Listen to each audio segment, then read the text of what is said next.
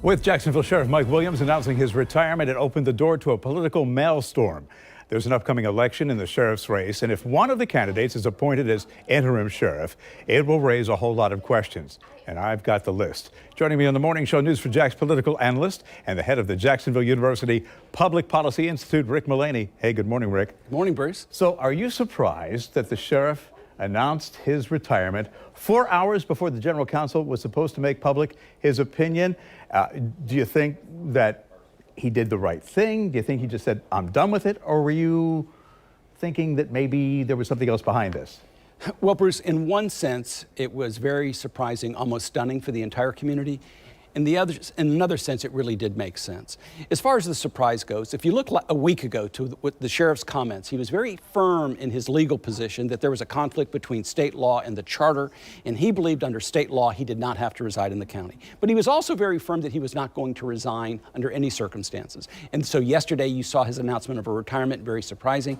If he had waited for the general counsel's office legal opinion, it was going to mean certain litigation. And I think the sheriff had one of two things that he was thinking about. Either one, he did not want, even though he believed in his position, he did not want to put the community through that litigation and to end his career suing the city, and that's what he said in his statement yesterday.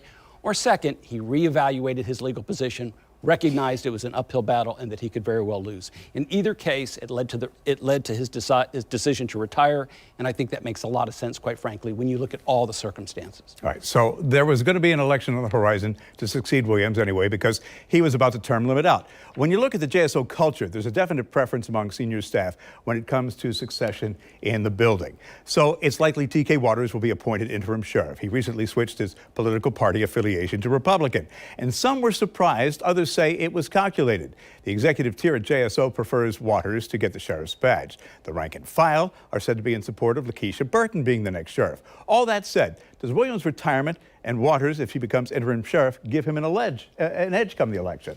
Bruce, generally speaking, if you get the appointment, it is an advantage. The advantage of incumbency, the advantage of name identification, the ability to raise money and to have initiatives as sheriff. But it is a two-edged sword if you become the acting sheriff. You're also going to be in the spotlight in another sense, and that is the sense that if anything goes wrong in the department, if there's an incident that goes wrong, you are responsible, and how you handle it is very important. In the end, although it's an advantage, it's a net advantage, there are some risks, and he will become the focus of all the other opponents. He'll be the focus of the community if it's him.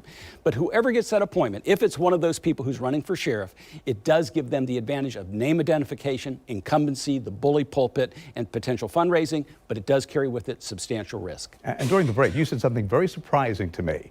When all this pans out between now and whenever we get a permanent sheriff, we could have a number of people in that position.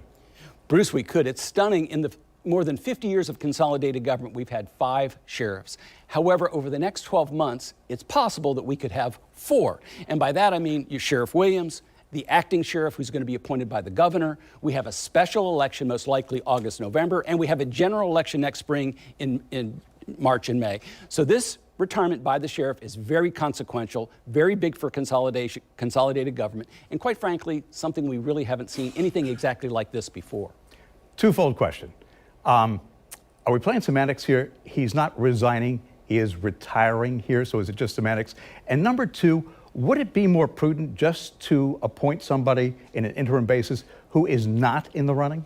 Well, on the first question, Bruce, whether it's a resignation or whether it's a retirement, it means that 1 week from today, the tenure for Mike Williams is going to end. And he has 7 years as he's served as sheriff. And as I just mentioned earlier, we've had 5 sheriffs in the more than 50 years of the history of consolidated government. So I'm not so sure if it makes a difference legally in terms of retirement, but in terms of the practical effect, 1 week from today, his term will end.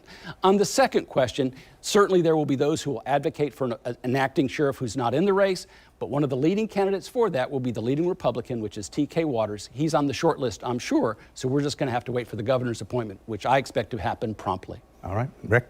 And of course, when it comes to the special election, I think City Council has that on the agenda Monday, so we'll find out more about that. Jim Pickett's following that story. Always appreciate your insights, and they're usually fairly on target. Thank you.